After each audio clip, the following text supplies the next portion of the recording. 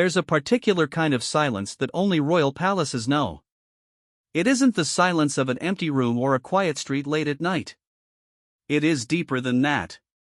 It, in my opinion, is the silence of people who know exactly what has happened but will never say a word about it, not to the press, not to their closest friends, not even to themselves when they're lying awake at 3 in the morning staring at the ceiling.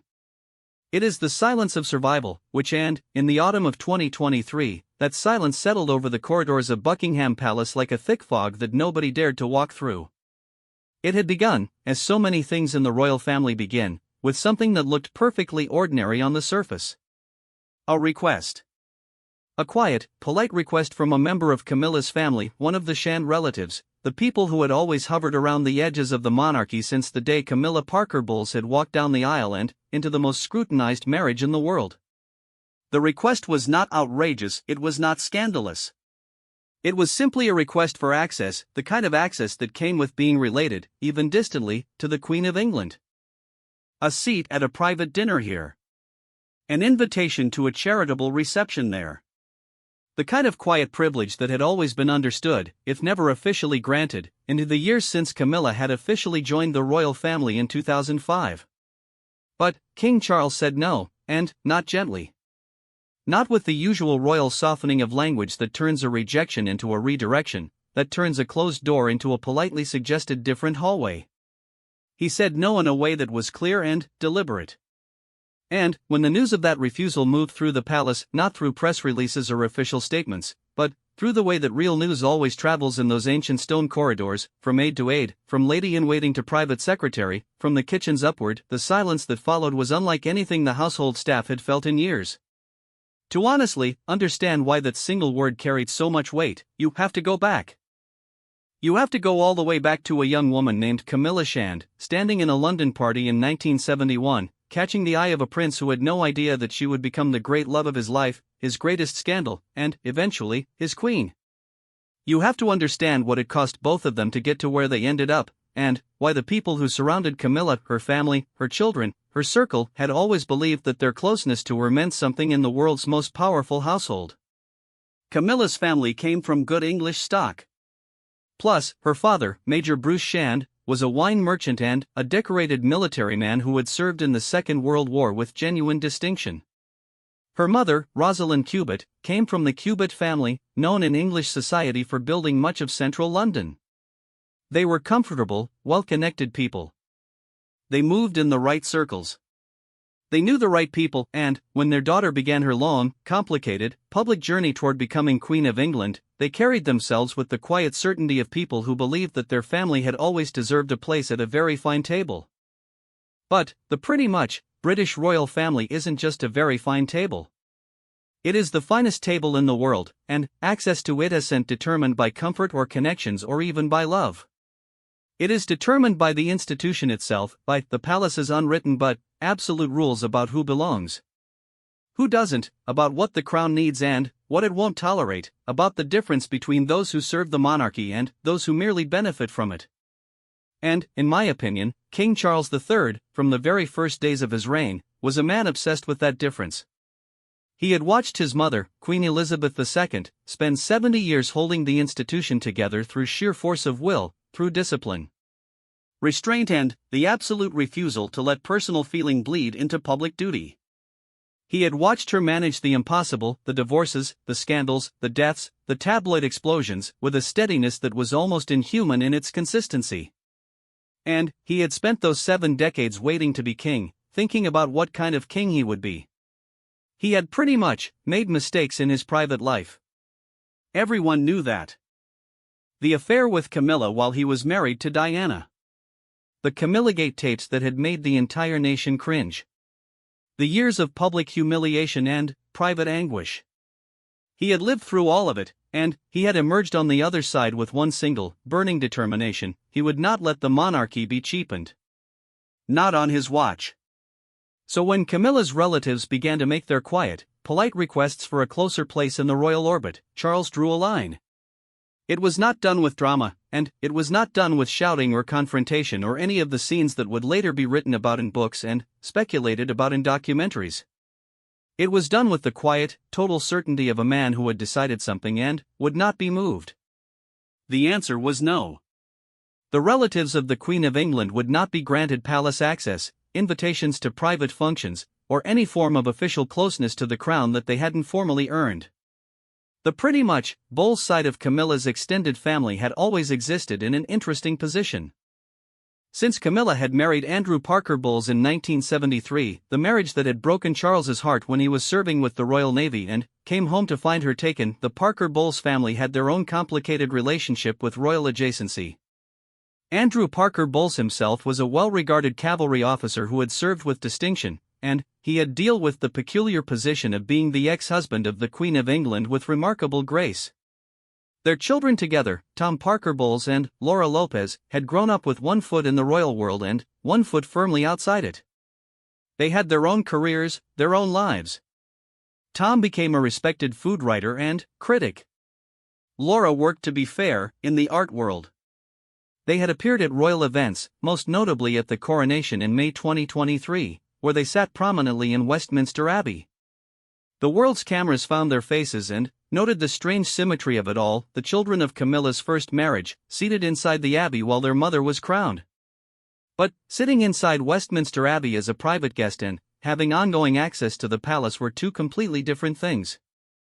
The specific details of what triggered Charles's refusal, exactly which request, from exactly which family member, at exactly which moment, remained carefully buried beneath layers of palace discretion. That is the nature of these things. The details never come out cleanly, never in a single neat timeline that journalists can verify. What came out instead, in fragments and careful phrases from sources who never gave their names, was the broader picture. Charles had decided that the Shand and Bowles connections would not be allowed to use their relationship with Camilla into any form of informal royal privilege. The family would be received with warmth and courtesy at appropriate public moments. They would not be part of the inner workings of the palace. They would, in my opinion, not have their calls returned by royal aides on matters of personal convenience. They would not be able to say, in the way that some people close to royalty had always been able to say, that they had a word in the right ear and things happened. Charles had watched what happened when personal connections bled into institutional access. He had lived through the years when his own household had been riddled with the kind of informal influence that ate away at the monarchy's dignity from the inside. He had watched people use proximity to power for their own benefit, seen how it corroded the clean lines between personal and official, seen how it gave the press ammunition that took years to overcome. He was not going to let it happen again.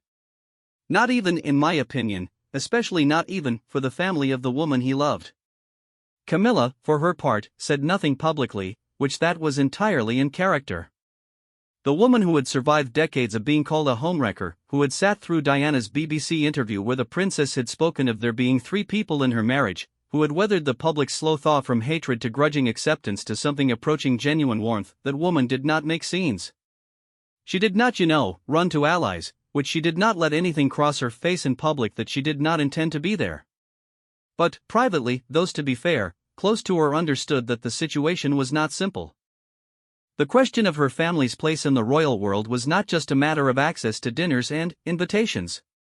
It was actually a question of what her marriage had actually changed about the lives of the people she loved. When Camilla had agreed to become Queen of England, and royal author Tom Quinn would later report that she hadn't originally wanted to, that she had understood exactly what the microscope of that role would mean, she had done so with an awareness that her private life would effectively belong to the institution from that point forward. What she had perhaps not fully expected was the degree to which that belonging would also define the limits of what her family could and couldn't be. Charles's refusal sent a message that traveled further than anyone in the palace quite intended. It reached Camilla's children. It reached her extended family. And it reached the press, not in a form that could be printed with specifics. Quotes, but in the form of whispers and atmospherics that colored the way reporters began to write about the royal household in those months. For what it's worth, something was different.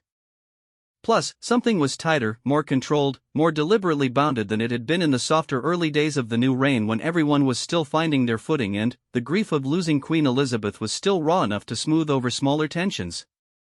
In those first months after the September 2022 accession, the palace had operated under a kind of grace period. The world was watching Charles become king, watching Camilla become queen, watching William and Catherine step into sharper focus as the Prince and Princess of Wales. There was so much to process, so much change happening simultaneously, that the smaller domestic questions, who had access to what, who sat where in the hierarchy of proximity to the crown, hadn't yet been fully resolved. Charles had been too consumed with the weight of the crown itself, with his cancer diagnosis that came barely a year into his reign, with the ongoing rupture with Harry that showed no signs of healing, with the 1,000 daily demands of being the head of state, to draw every line precisely. But, by 2023, he was drawing them. The cancer diagnosis had changed something in Charles in ways that went beyond the physical. People who spent time with him in that period described a man who had become, if anything, more certain of his own judgments rather than less. Facing serious illness does that to some people. It strips away the tolerance for ambiguity, for the postponed decisions, for the things you said you'd sort out eventually. Charles began sorting things out. The question of Harry was one of them, though that particular sorting remained stubbornly incomplete despite his apparent desire for some form of reconciliation. The question of what kind of monarchy he was going to run was another. And, part of that question was the question of who, exactly, was inside the circle and who was outside it. The palace staff had learned, over centuries of service, to read the temperature of a reign in very small signals. The way a corridor fell quiet when certain names were mentioned. The way invitations were worded, or not worded. The way particular phone calls were returned promptly and others were left to drift. And, in those autumn months, the signal they read was clear: the family connections. That some of Camilla's relatives had been quietly assuming would translate into royal adjacency weren't going to be honored. The king had decided, what nobody could quite figure out, and what would eventually become the source of the silence that settled so heavily over the palace, was how Camilla herself felt about it. She gave no sign. She appeared at public engagements with her usual composed warmth, the woman who had learned to smile into the cameras with a particular quality of genuine ease that Diana had never quite managed to fake and that Kate had taken years to perfect and that Camilla, remarkably, seemed to have been born with despite everything that had been thrown at her. She attended the events, she gave the speeches, she shook the hands. She was, by every external measure, the Queen of England doing exactly what Queens of England do. But, in my opinion, the corridors of the palace, in the rooms where the real conversations happen and the real decisions are felt, the silence around the question of her family was total. There's a phrase that royal watchers use sometimes, borrowed from the language of the palace itself: dignified silence. It means the decision to say absolutely nothing, to offer no comment, no clarification, no response to whatever storm is circling. It is the oldest and most effective weapon in the royal family's armory. Queen Elizabeth II had wielded it her entire life. She had never responded to Diana's Panorama interview. She had never addressed the Camillagate tapes directly. She had never commented on Harry and Meghan's Netflix documentary or on the explosive allegations in Harry's memoir. The palace simply said nothing, and the silence itself became the response: a refusal to dignify. A refusal to engage, a refusal to give the story oxygen by acknowledging that the story existed. Charles had learned this from his mother, which he had spent his life watching her deploy it. And, now he used it himself, around the question of Camilla's family, with the same cold discipline. The relatives who had hoped for access waited. The calls they made to palace aides were returned with the careful politeness that British institutions have perfected over centuries, the politeness that means no, without ever quite saying it. The invitations they had been expecting did not come. And, pretty much, the silence from Camilla herself, the woman they loved and who loved them back, was the deepest silence of all. Because they knew, as her family knew, that she understood exactly what was happening. And they knew she was not going to fight it. She had made her choice when she had said yes to becoming queen. That was the bargain, and it was not one she had entered into carelessly. Camilla Parker Bowles had spent decades in the orbit of the royal family before she ever officially joined it. She knew better than almost anyone alive what the institution demanded. She knew that the monarchy was not a family in the ordinary sense of the word, that it was an institution dressed as a family, that its warmth was real but conditional, that its rules were absolute even when they were never written down. She knew that Charles's decision, whatever private pain it might cause her, was not wrong. It was simply true. And the truth of it was not something she could argue against without arguing against the institution itself, which was the same as arguing against everything her marriage represented. So she said nothing. And the palace fell into its particular, ancient, impenetrable silence. Outside the palace walls, the world went on. Harry was in California, still speaking to the BBC and, to American media, still saying things that deepened the wound between him and his father, still referencing Camilla in ways that made Charles's jaw tighten and the palace communications team reach quietly for their filing systems. William was working, steady and increasingly sure of himself as the Prince of Wales, maintaining his own careful distance from every drama that swirled around the family. The press was watching all of it, searching for the cracks, the moments where the surface broke and something real showed through. But the particular drama of what had happened with Camilla's relatives, the quiet refusal, the silent message it sent, the question of what it meant for a queen whose family had just been told, without a word being spoken, that they were outside the circle, that story stayed inside the walls. It moved through the household in whispers, and it was felt more than it was said. It was the kind of story that only becomes public slowly, in fragments, years after the moment itself has passed and the people involved have had time to reckon with what it meant. What it meant, in its simplest form, was this: Charles III was going to be a particular kind of king. He was going to be a king who believed that the monarchy's survival depended on its clarity, on the sharp and unambiguous line between what belonged to the crown and what belonged to private life. He was going to be a king who loved his wife deeply enough to have fought for her for decades, to have endured the public hatred that once attached to her name, to have ultimately sat beside her as she was crowned in one of the most watched ceremonies in human history. And, well, he was going to be a king who loved her enough to tell her family, in the most royal of all possible ways, that love was not the same as access. It was, depending on how you looked at it, either the cruelest thing a husband could do or the clearest proof that he kind of respected her enough to hold her to the same standard he held everyone else. The palace chose not to look at it as either of those things. The palace looked at nothing. The palace was silent.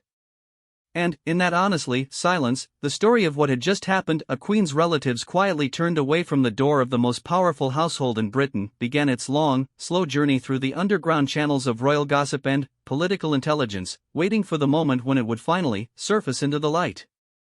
That moment was coming. Plus, it always comes, eventually. Nothing in the royal family stays buried forever. Diana had proved that, and Charles knew it better than anyone, because Diana had talked about him. Harry had proved it too, spectacularly, with 416 pages of memoir that had detonated inside the palace like something none of them had ever quite imagined was possible.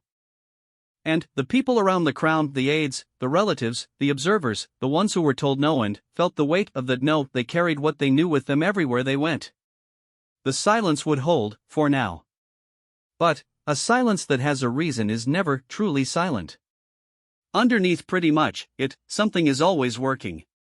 Something is always moving, and, in the particular silence that had fallen over Buckingham Palace in the months after Charles had drawn his line, the thing that was working and moving was the slow, accumulating question of what kind of monarchy this was going to be, and whether the people closest to it, the ones who had loved Camilla before she was a queen and who had expected that love to mean something, would accept the answer they had been given.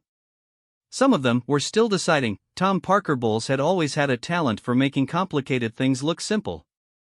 He talked about food the way other people talked about religion, with complete sincerity, with genuine knowledge, with the easy authority of a man who had been eating well his entire life and had spent decades turning that advantage into a career. His columns were sharp and funny. Sort of, his books sold. He was good on television, comfortable in front of the camera, able to hold an audience with the kind of warmth that his mother had also always had, that particular quality of making whoever was in front of you feel like the most interesting person in the room. But, in the winter of 2023, Tom Parker Bowles was navigating something that his considerable charm couldn't simply talk its way through. He had known, because Camilla was his mother and he knew her the way children know the parents they've studied their whole lives, that something had shifted inside the palace. He had felt it in the way certain conversations ended a little too cleanly. In the way particular invitations arrived with more careful wording than before. In the slight, almost imperceptible change in how palace aides spoke to him, always courteous, always warm on the surface, but with a new quality of professional distance that hadn't been there before. He was Camilla's son. He would always be welcome at royal events where family was present. He would always be treated with respect. But, basically, he was not going to be inside anything. And, he understood, because he was intelligent and, because he had watched the royal family operate his entire life, exactly what that meant. His sister Laura Lopez had reached the same understanding through different signals. Laura was quieter than Tom, less publicly visible, more private in the way she had always chosen to arrange her life. She had built something real and, her own, a career in art, a family, a life that ran parallel to the royal world rather than through it. She had always understood that her mother's marriage to Charles did not make her royal, did not give her any official standing, did not change the fundamental fact that she was a private citizen who happened to be the daughter of the Queen of England. She had carried that understanding gracefully and, without apparent bitterness. But, there's a sort of difference between knowing that you stand outside a circle and being shown, gently and unmistakably, exactly where the line is. The line had been drawn. And, the TBH, people who had been hoping it might be drawn a little further out the broader network of Shan cousins and Bowles connections and family friends who had been quietly anticipating that a closer relationship with the palace was part of what Camilla's coronation meant, were now reckoning with the distance.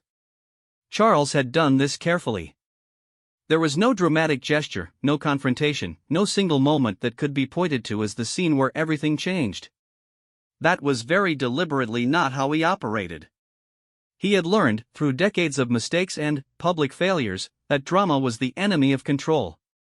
Every time the royal family had allowed itself to be dramatic, had shouted, had leaked, had acted in the heat of feeling rather than the cold light of institutional strategy, the press had won. The story had gotten away from them, and so Charles did not do dramatic. He did quiet and absolute, which is a much more effective combination. What he did, instead of a scene, was make a series of very small decisions that added up to a very clear picture. He made those decisions with the input of his closest advisors, the people who had been with him long enough to understand what he was trying to build and why. And, the picture those decisions painted was this: the monarchy was going to be clean-upped. It was going to be focused. It was going to be, in the language that would come to be used about his vision for the crown, a slimmed-down monarchy, fewer working royals, fewer people drawing on the institution's resources and prestige, a tighter and more clearly defined circle of those who officially belonged.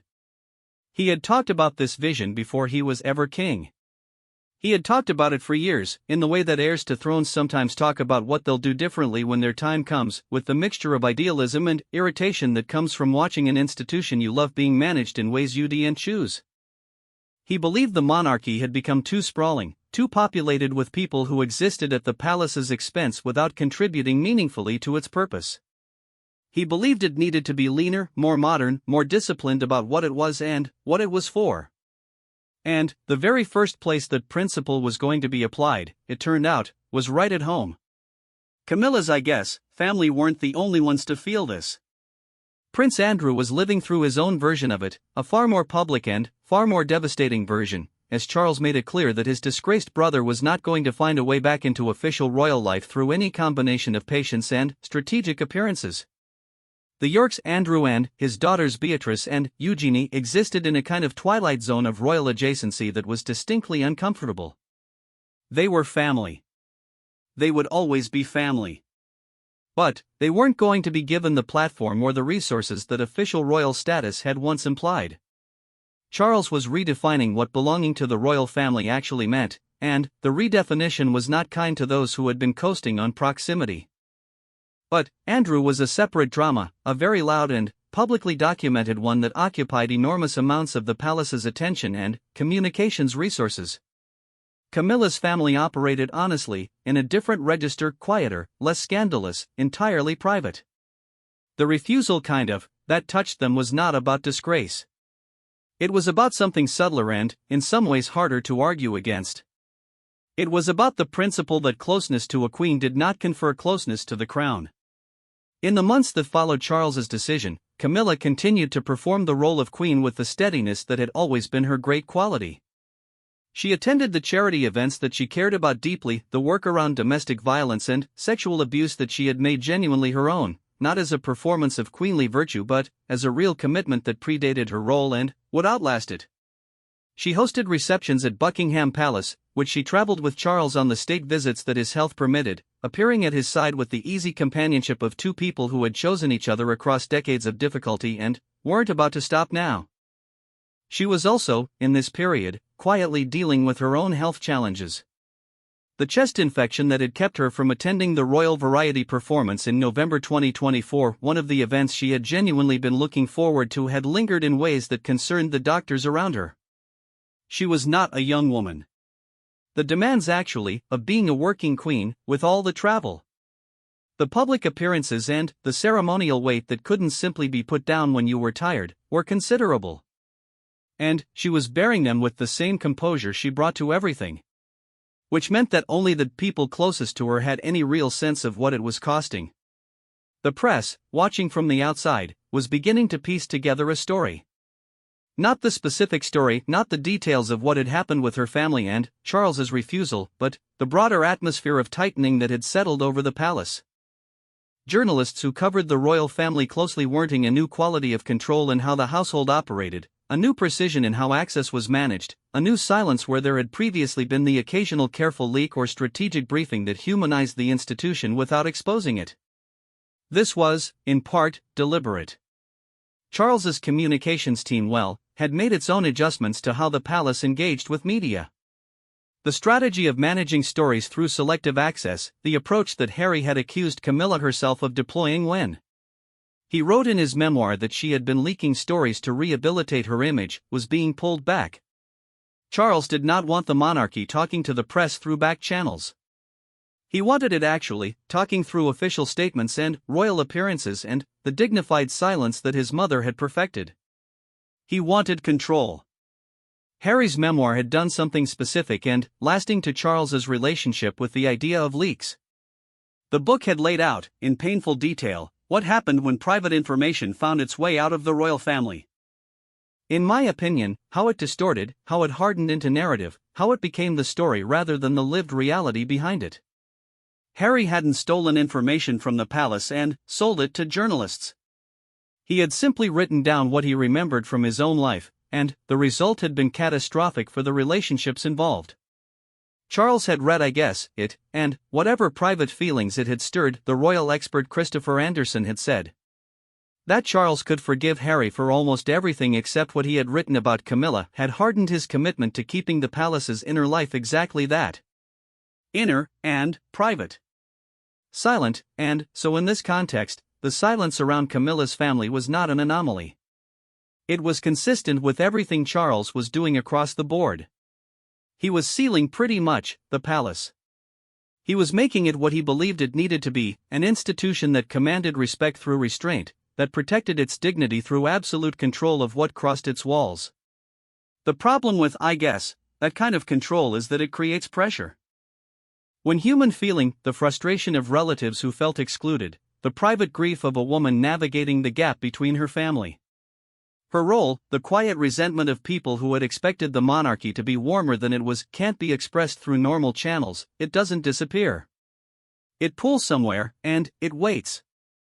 And, in the case of Camilla's extended family, it was waiting in the form of conversations that happened in private homes and, at social gatherings and, over the telephone in the kind of frank, unguarded language that people use when they believe they're talking only to each other. The kind of conversations that are almost never truly private, because the world that Camilla's family moved in was a world where everyone knew everyone, where social circles overlapped in ways that made genuine privacy nearly impossible. The upper-middle-class English world of good schools and country houses and charity dinners, the world from which Camilla had come and to which her children and siblings still largely belonged, was a world where information moved like weather, not through deliberate action, but through the simple fact that the atmosphere carried it. In that world, the knowledge that King Charles had drawn a line was circulating. Not as scandal. Not as confrontation. Just as fact. He had decided. The family was outside the circle. And Camilla, Queen of England, was not going to say a word about it. What was remarkable, to those who watched closely, was how consistent this was with who Camilla had always been. The woman who had spent decades as the most hated figure in British public life, who had received death threats, who had been chased by photographers, who had sat at official events where half the room wished she weren't there, had learned a particular form of endurance. Not hardness, exactly. Not coldness. Something more like deep, practiced, bone-level composure. She had learned to feel things fully while showing almost none of it, to carry the weight of other people's judgment without letting it reshape her posture or her smile or the quality of warmth she brought to a room. That composure was serving her now. But composure isn't the same as acceptance, and those who knew her well, not the aides and the equerries and the palace staff, but the people who had known her before any of this, who remembered her as Camilla Shand, a woman who laughed loudly and rode horses and had no interest in being anybody's symbol, those people could see the work it was taking. The question that was moving underneath the surface of all of it was the question that nobody inside the palace was prepared to ask out loud: had Charles made the right call? He believed he had.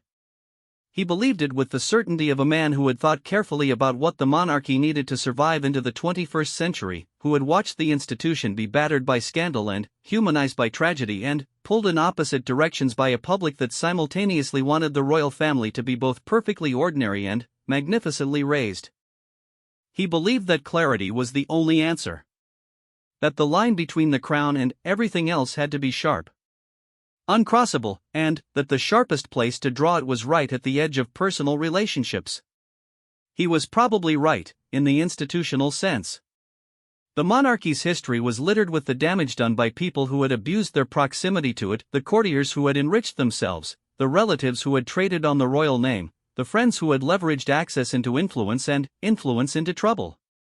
Charles had grown up watching all of it, living through some of it, suffering the consequences of others. He was TBH, not wrong to want to stop it. But right and kind aren't always the same thing. And the people on the outside of the line he had drawn weren't courtiers looking to exploit the monarchy for personal gain.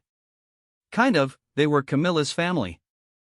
They were the people who had known her before she was a queen, who had loved her through the years when most of the country despised her, who had sat in that abbey at the coronation and watched with tears in their eyes as the crown was placed on the head of the woman they had always simply called Camilla. They hadn't asked for much, which a closer place at the table. Some warmth that went beyond ceremony, and the sense that their connection to her was worth something inside the walls she now lives behind. And the answer they had gotten, delivered in the most royal way possible, which is to say without a word, was that it was not. That what for what it's worth, she was to them, and what they were to her, was personal.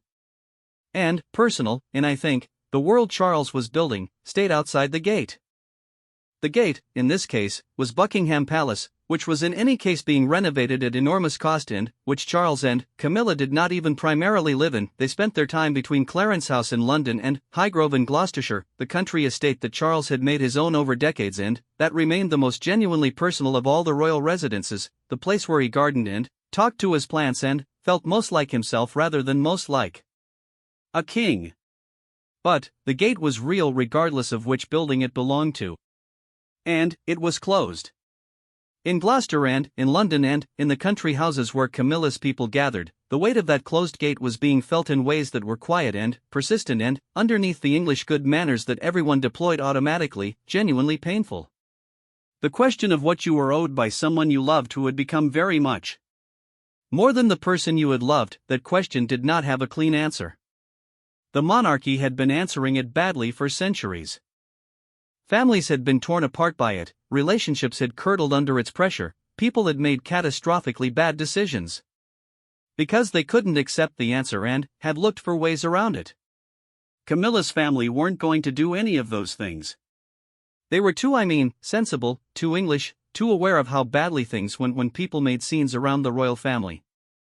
They had watched Harry make his scenes, watched the aftermath, watched the way the public had initially been sympathetic and, then, over time, had grown tired of the grievance. They weren't going to be Harry. They were going to be quiet about it. But the silence, I think, cost them something. It costs everyone something, eventually, to choose composure over expression. And, actually, the cost was accumulating, quietly and steadily, in the winter months of a reign that was only a little over a year old and was already more complicated than anyone outside the palace quite understood. Charles was managing a monarchy while fighting cancer. His heir, William, was managing his own growing public role while his wife Catherine recovered from her own serious illness, news that had shocked the world when it emerged in early 2024, and that had added another layer of strain to a royal family that was already operating at the edges of its capacity. The Sussex situation remained unresolved, with Harry still in California, still speaking publicly, still picking at the wound in ways that prevented any real healing. Andrew was still in Royal Lodge, still resisting any pressure to leave, still a problem without a solution.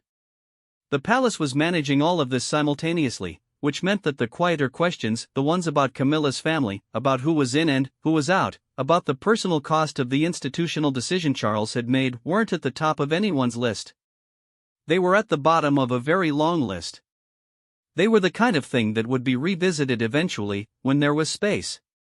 When the cancer was in remission and the Sussex situation had stabilized and Andrew had been sorted out and Catherine was well and the monarchy had found its new rhythm. Eventually, but the people outside the gate couldn't wait for eventually. They were living in the present tense, in the reality of the closed gate, in the silence of a palace that had decided they weren't quite inside it. And, in that particular, December kind of quiet, when the year was ending and the Christmas schedules were being drawn up and the question of who would be at Sandringham, who would not, was being managed with the same care the palace managed everything, the full weight of what Charles had decided began to settle on the people it touched. Not with drama. Not with confrontation. Just with the slow, total understanding that this was how things were going to be. That the line was drawn, which that the silence was not temporary. That the king had made his choice, the queen would honor it, and the family would live with it. Because that's what families do, in the end, when the institution is bigger than the feeling. They live with it. Plus, they find a way to hold the love and the exclusion in the same hands without letting either of them go. They learn the grammar of a relationship that has been permanently altered by forces larger than either party intended when they first chose each other. Camilla had been learning that grammar her whole life. Now, quietly and without fanfare, so were the people she loved most. There's a moment in every long royal drama when the story stops being about politics and starts being about something much older and much simpler. It stops being about access and institutional strategy and the careful management of public image and starts being about a woman who loves her family and a man who loves her and the impossible geometry of trying to honor both of those things inside an institution that was never designed to be kind. That moment, in the story of King Charles and Camilla. The silence that, to be fair, fell over the palace when he said no to her relatives, came slowly and without announcement. It came the way most important moments come, not as a single clear event, but as the accumulated weight of many small days. By early 2024, Charles was fighting cancer. The diagnosis had been made quietly, as such things are always made quietly inside the palace. Announced with the careful understatement that the British monarchy had elevated to its highest art form. The statement said that the king had been diagnosed with a form of cancer during a procedure for an enlarged prostate, that he was beginning treatment, that he would step back from public duties while he recovered. It did not say which cancer. It did not say how serious. Plus, it said what it needed to say and no more, and then, the palace fell into the particular silence that surrounds a monarch's health with the same total, impenetrable quiet that it had deployed around everything else. The world reacted with genuine concern. Even people who had spent years nursing complicated feelings about Charles, his treatment of Diana, the long arc of the affair, the questions that had followed him into the palace, found themselves hoping he was going to be all right. Because whatever you thought about Charles the man, Charles the king was the only one available, and the prospect of another accession, another death, another round of that enormous grief and logistical disruption that the death of a monarch brings, was not something anyone was ready to contemplate. For Camilla, the cancer diagnosis changed the world of everything. It pushed all the quieter dramas, the question of her family, the palace dynamics, the ongoing management of the Sussex situation, into a different register. When, like, your husband is fighting for his health, the things that had felt important reshape themselves. You find out, very quickly and very plainly, what actually matters and what was always, at some level, background noise. She stepped up. This was noted, and noted with genuine admiration, even by people who had previously been skeptical of her. She began standing in for Charles at events he couldn't attend, performing his duties with a quiet competence that reminded everyone that she was not simply an ornamental queen. That she had the skills and the judgment to represent the crown, that she understood what the job required, that she was not going to be diminished by the fact that her husband was ill. When Charles couldn't be present at the Commonwealth Day service at Westminster Abbey, Camilla was there. When ceremonial obligations fell to her that no queen consort had previously fulfilled, including handing out the Maundy coins at Worcester Cathedral in a first for any royal consort, she performed them with an ease that felt entirely natural. It was, in a strange and sideways kind of way, the moment when Camilla became fully visible as what she had always been, an exceptionally capable woman who had spent 50 years learning the shape of the institution she was now supposed to embody. All the, I think, decades of standing slightly to one side, of being the person in the background rather than the foreground, of watching, learning and, sort of, understanding without ever being the one who was officially supposed to be understanding, all of that quiet preparation was suddenly, directly useful.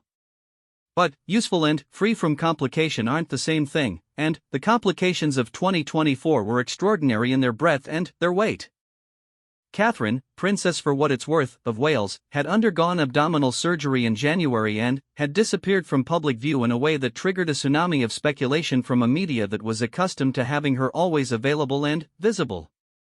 The palace handled, her withdrawal with its characteristic silence, which in this particular case was the wrong tool for the moment, because the silence fed the speculation rather than containing it. By March, when Catherine appeared in a video confirming that she had been diagnosed with cancer and was undergoing preventative chemotherapy, the world exhaled and, then, immediately felt guilty for having spent weeks generating conspiracy theories about where she had gone. The royal family, in the space of a few months, had two of its most central figures undergoing cancer treatments simultaneously. Charles and Catherine, king and future queen, fighting the same enemy in different rooms of the same extraordinary life. The tabloids, which had been in a state of near constant agitation since Harry's memoir had dropped and the Sussexes had aired their grievances in every available format, did something almost unprecedented. They softened. Not entirely, that was never going to happen, and the press never became the palace's friend, but there was a pulling back from the most aggressive forms of intrusion, a recognition that kicking a family when cancer was moving through it was a line that even the most aggressive editor needed to think twice about crossing. In that softening, in that moment of collective, if temporary, grace, something shifted slightly in how the royal family was perceived. People pretty much began to see it differently.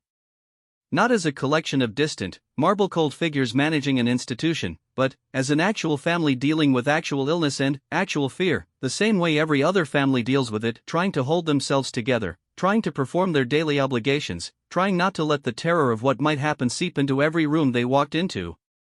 Camilla was at the center of that effort. She was holding her husband up in the most practical and immediate sense, organizing the world around him so that his recovery had the best possible chance, appearing at events when he couldn't, managing the household with the kind of steady competence that very few people could have deployed under the same circumstances. And she was doing all of this while carrying, still and without any possibility of setting it down, the knowledge of what had happened with her family. The "I think" line that had been drawn. The silence that had settled. The question that remained open underneath every other question, which was whether any of it had been worth it. She had made her choice. She had made it long ago, in the years before she was ever officially anybody's anything, had made it in the quiet certainty she had always had that what she felt for Charles was real and worth the cost, whatever the cost turned out to be. And the cost had been considerable. It had been decades of public hatred. Years of being the woman who had destroyed a fairy tale. The slow, grinding work of rehabilitation, of proving through behavior and time that she was something other than the character that had been assigned to her by a narrative that needed a villain. She had paid all of that, and she had paid it without complaint, without self-pity, without the kind of public wound displaying that Harry had eventually chosen and that had cost him everything. Now actually, she was paying another version of the same cost. The cost of being the woman who was completely inside the institution and, therefore, couldn't be completely inside her family. The cost of having chosen a role that required her to honor its demands even when those demands sat uncomfortably against what she personally would have wanted. Her children understood this better than anyone. Tom and Laura had grown up watching their mother navigate impossible positions with impossible grace, and they weren't going to suddenly stop understanding that skill now. Tom, who was by this point a public figure in his own right, someone who appeared regularly in the press in his own capacity as a food writer. Television personality, who had his own relationship with the British public entirely separate from his royal connections, navigated the question of his palace adjacency with a kind of wry, intelligent acceptance. He never spoke publicly about the specific dynamics of what his mother's marriage meant for his family's relationship with the crown. He was far kind of too careful for that, but he gave off, in interviews and, in the occasional public appearance at royal events, the particular quality of a man who understood the situation completely and had decided that understanding it was enough. Laura Lopez continued her private life with the same quietness that had always characterized her public presence. She appeared when the family gathered in official contexts, at Sandringham for Christmas, at the ceremonies where family was expected, at the moments when the institution required her presence in the frame. She was not conspicuously absent. She was simply not conspicuously present in the way that some of Camilla's relatives had perhaps hoped they might be. The broader Shan and Bowles connections, the cousins, the family friends, the extended network of people who had known Camilla before she was anything other than a woman at a party in 1971, had largely retreated to their own lives. Not bitterly, or at least not visibly. People with good English manners don't retreat bitterly, they retreat with tremendous efficiency and a complete lack of fuss. And, if they feel anything about it, they feel it privately and, they never mention it and, eventually they redecorate the room where they kept the feeling and, put something else in there instead. But, the story honestly, was not finished. The story is never finished, with the royal family, because the institution has been going for 1,000 years and, every story inside it's connected to every other story and, the connections run so deep that pulling on any single thread eventually brings up something you did not expect to find. What came up, gradually, and, through the usual channels of partial reporting and, careful sourcing and, the slow assembly of a picture from many small fragments, was the degree to which Charles's decision about Camilla's family was part of a much larger philosophical position about the monarchy's future. It was not, as some might have initially assumed, a decision made in anger or in the heat of some specific conflict. It was a decision made from principle, thought through and, deliberate, consistent with everything else Charles was doing as he remade the crown in his own image. He had always believed, had said so in interviews over the years, in the speeches he gave about constitutional monarchy, in the books he wrote and, the causes he championed, that the monarchy's authority derived from its integrity. Not from its wealth or its ceremony or its history, though all of those mattered too, but, from the sense the public had that it stood for something, that the people who occupied its central positions were there to serve rather than to benefit. The moment that sense of service was compromised, the moment it began to look as though the crown was being, for what it's worth, used to advantage people who happened to be close to it, the monarchy's fundamental legitimacy began to erode. He had watched that erosion happen in other royal families around the world. He had seen what it did. He was not going to let it happen to his. And, so the people outside the gate were the price of the gate's integrity. They were the proof that Charles meant what he believed, that the commitment to an uncorrupted monarchy was genuine rather than selective, that it applied even when applying it hurt the people he loved most. There was something almost Greek tragedy about the whole architecture of it. A man, in my opinion, who had spent decades being painted as the villain of a love story, the man who had broken Diana's heart, who had conducted a secret affair while married, who had allowed the woman he loved to be pilloried by the press for years rather than face the consequences of his own choices earlier, had arrived at kingship with an almost ferocious commitment to honor and principle and clear boundaries. As though the weight of the past had made him more rigid rather than less, had made him more determined rather than more forgiving, had hardened his sense of what the monarchy required rather than softening it. Or perhaps it was simpler than that. Plus, perhaps he had simply learned, through the very specific suffering of having made too many compromises in his private life over too many years, that compromise was not strength. That honestly, the kindest thing you could do for the institution and, for the people who depended on the institution, which ultimately included everyone in Britain, was to be clear and consistent and unambiguous about what it was and what it would not become. By mid-2024, as Charles's cancer treatment showed signs of working, as his public appearances gradually increased, as he began to return to the ceremonial and official duties that were the visible face of his reign, the question of his legacy had started to be discussed in serious terms. The commentators and royal watchers who had initially been uncertain about what kind of king he would be were beginning to form a view. He was going to be, they concluded, a more serious king than many had expected. More disciplined, and more principled. More willing to make decisions that were institutionally correct even when they were personally difficult. The silence around Camilla's family was part of that picture. Not a dramatic part. It was never going to be the headline, never the story that got told in full in the newspapers or the documentaries, because the people involved were too private and too sensible to let it become that.